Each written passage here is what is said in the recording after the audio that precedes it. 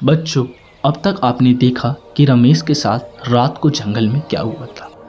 वो अपने दोस्त से कहता ही है कि उसे उस चुड़ैल से कोई मतलब नहीं है, उसे तो बस अपनी उस लड़की से मतलब है, जिससे वो कहीं ना कहीं प्यार करने लगा था। चलिए कहानी को स्टार्ट करते हैं, लेकिन उससे पहले अगर आप हमारी इस वीडियो का पार्ट 1 देखना चाहते हैं तो डिस्क्रिप्शन बॉक्स में भी आपको लिंक मिल जाएगा, या फिर आप आई बटन पर टैप करके पहले उसे देख सकते हैं, देख लीजिएगा। चलिए वीडियो को स्टार्ट करते हैं। अगले दिन रमेश उस जंगल के रास्ते पर जाने का सोचता है। वो उस रास्ते से ही ऑफिस आता है बिना डरे, क्योंकि उसे उस चुड़ैल का बिल्कुल भय नहीं था और उसे लग रहा था कि बस ये उसका एक वहम है।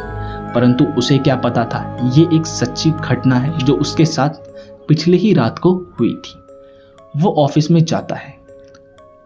वो ऑफिस के लिए उसी जंगल के रास्ते से जाता है। वो वहां पे आज काफी देर तक वेट भी करता है, इसलिए वो ऑफिस के लिए लेट भी हो गया था। परंतु आज उसे कोई महिला वहां पे नहीं दिखती।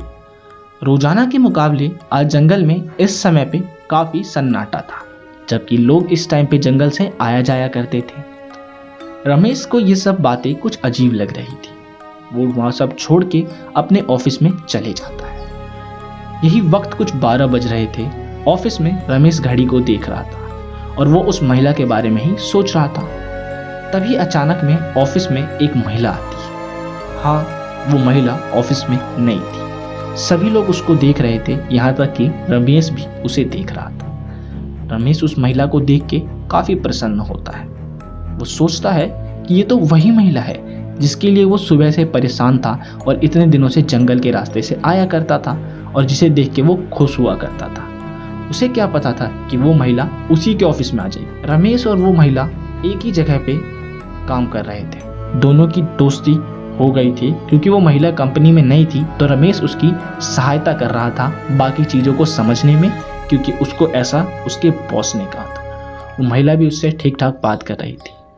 शाम के 5 बज गए थे। बाहर बारिश हो रही थी और काफ़ी बढ़िया मौसम था।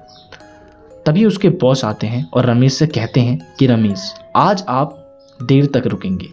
और उस महिला से भी वो यही कहते हैं कि हाँ, आज आपको भी यहाँ पे देर तक रुक के ऑफिस को समझना होगा और लेट तक कल का जो प्रोजेक्ट है उसे आप तैयार करोगे, तभी आप यहाँ पे परमानेंट हो पाओगे, अन्यथा नहीं।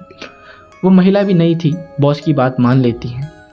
रात के 8 बजे वो महिला और रमेश पूरे ऑफिस में अकेले थे।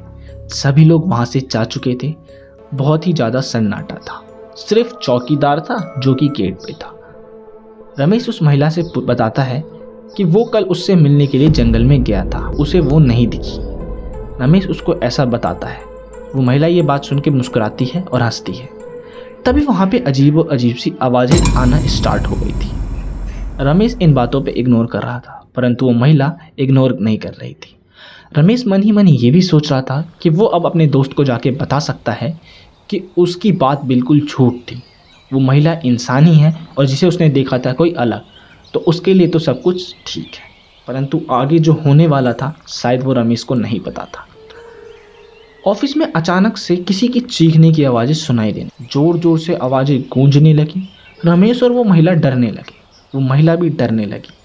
तभी अचानक से उनके पीछे से एक छाया की गुजरने की आहट महसूस हुई। रमेश घबरा गया था। बाहर तेजी से बिजली कड़कने लगी थी। अब रमेश को समझ नहीं आ रहा था कि ये क्या हो रहा है। रमेश को ये लगने लगा था कि ये महिला तो लड़की है, लेकिन वो चुड़ैल अभी भी उसके पीछे है। रमेश वहाँ से उठता है और उस महिला को कहता है चलो। जैसे ही वो निकलने ही वाले होते तभी एक वॉशरूम की तरफ से बहुत तेजी से कुछ गिरने की आवाज़ आती। रमेश और वो उधर दौड़ के जाते हैं देखने के लिए कि ये क्या हो गया, कौन है ऑफिस में, कहीं कोई फंसा तो नहीं हुआ। जब वो दोनों वहाँ जाते हैं तो रमेश देखता है कि ऑफिस से वॉशरूम के रास्ते पे एक कॉरिडोर है, और उस कॉरिडोर को आज नॉर्मल दिन के मुकाबले काफ़ी लंबा महसूस हो रहा था। ये सब एक माया थी। वो थोड़ा थोड़ा डरने लगा था। वो समझ नहीं पा रहा था कि ये क्या हो रहा है। वो जैसे ही आगे बढ़ता है उसे एक महिला खड़ी हुई दिखती है। ये वही महिला थी जो उसे कल रात को दिखी थी। रमेश जैसे ही साइड में घूमता है उसकी जो कलीग थी वो भी गायब हो चुकी थी। रमेश अब और ज़्यादा डरने लगा। चारों तरफ तेजी से हंसी की आवाज़ आने लगी थी। वो डरने लगा था, उसे कुछ समझ नहीं आ रहा था। तभी वो महिला का शरीर नीचे से गायब हो गया, बस उसकी मुंडी बची थी और एक चीखती हुई हंसी। रमेश बहुत तेजी से डर गया था। उसका शरीर ऐसा लग गया था मानो बंध गया हो। ना तो वो कुछ बोल पा रहा था, ना वो हिल पा रहा था। चारों तरफ सन्नाटा और एक तेजी से हंसी गूंजने लगी। चौकीदार तक उसकी आवाज़ नहीं जा पा रही थी, परंतु रमेश बेहोश होकर जैसे ही गिरता है, वहाँ पे दौड़ा दौड़ा चौकीदार आ जाता है। चौकीदार रमेश को उठाता है, उसको होश में लाता है। जब रमेश आंखें खोलता है तो खूब डरा हुआ था। वो वहाँ से उठता है और फिर अपने दोस्त के पास भाग के चले जाता है। वो अपने दोस्त को आज की फिर से सारी घटना बताता है। उसका दोस्त उससे कहता है, मैंने कहा था ना कि वो दोनों महिला एक है। अब रमेश बहुत डरा हुआ था। रमेश अपने मालिक को कॉल करता है और पूछता है कि वो महिला कौन थी जो आज काम पे आई थी। तो उसका मालिक उसे जवाब देता है कि आज तो कोई महिला काम पे ही नहीं आई। तो कहता है, अरे सर आपने तो मुझसे कहा मैं लेट तक रुकूंगा। तो उसका बॉस रिप्लाई देता है कि मैंने तुमसे नहीं कहा था कि लेट तक रुको, बल्कि तुम मेरे कैबिन में आए थे और तुमने मुझसे कहा था। अब रमेश टोटल ही कंफ्यूज हो चुका था। रमेश को कुछ समझ नहीं आ रहा था कि ये उसके साथ क्या हो रहा है, जबकि रमेश ने तो ऐसा करा ही नहीं। अब रमेश ये जानने को बेताब हो गया कि वो महिला है कौन और वो उसके पीछे क्यों पड़ी है। आज रमेश की जान बार बार बची थी। रमेश ये जानना चाहता था कि वो महिला कौन है।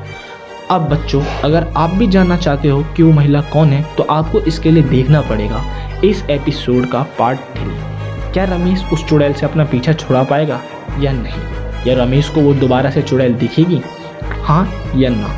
इसका जवाब तो आपको एपिसोड के पार्ट 3 में। आपको वीडियो अच्छी लगी होगी तो प्लीज़ वीडियो को लाइक कर दें।